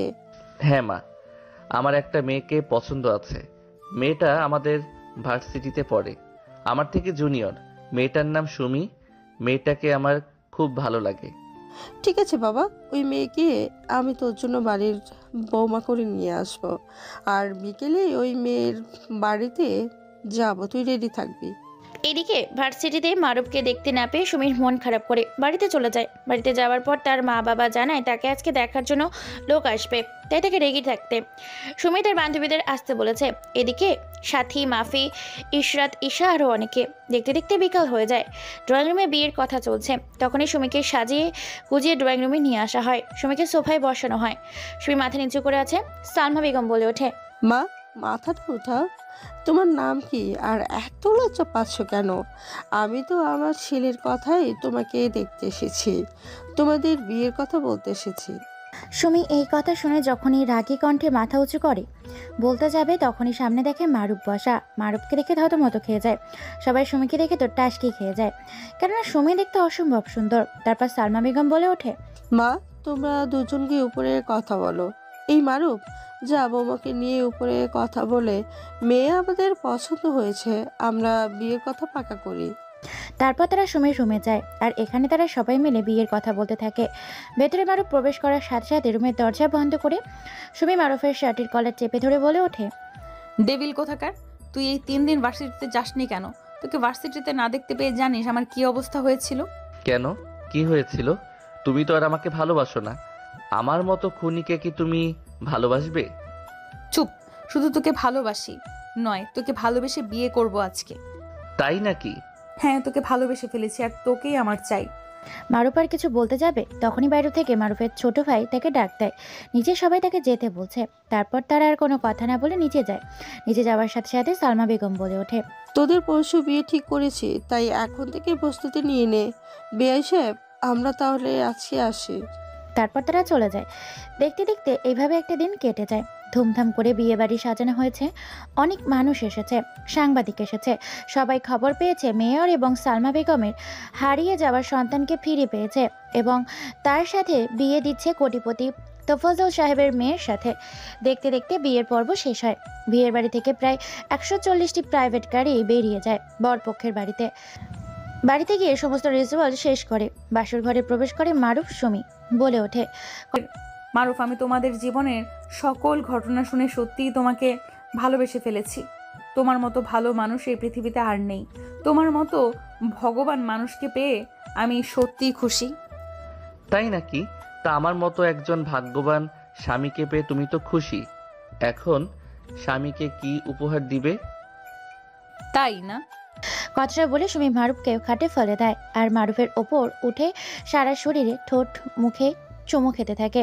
একের পর এক কিস করতে থাকে মারুফ। সেও আর নিজেকে কন্ট্রোল করতে না পেরে সেও সুমির সাথে তাল মিলিয়ে পাল্লা দিয়ে চলেছে। হার জিতের খেলায় মেতে উঠেছে দুইজন। নতুন এক রঙের মুহূর্তে কে জিতবে, কে খেলাতে কে হারবে তা জানিয়ে দিব নতুন একটা কোনো গল্পে। ততক্ষণে সাথে থাকুন, পাশে থাকুন। চ্যানেলটিকে সাবস্ক্রাইব করে সবাই সুস্থ কামনা করে বিদায় নিচ্ছি আমরা সবাই এখান থেকে।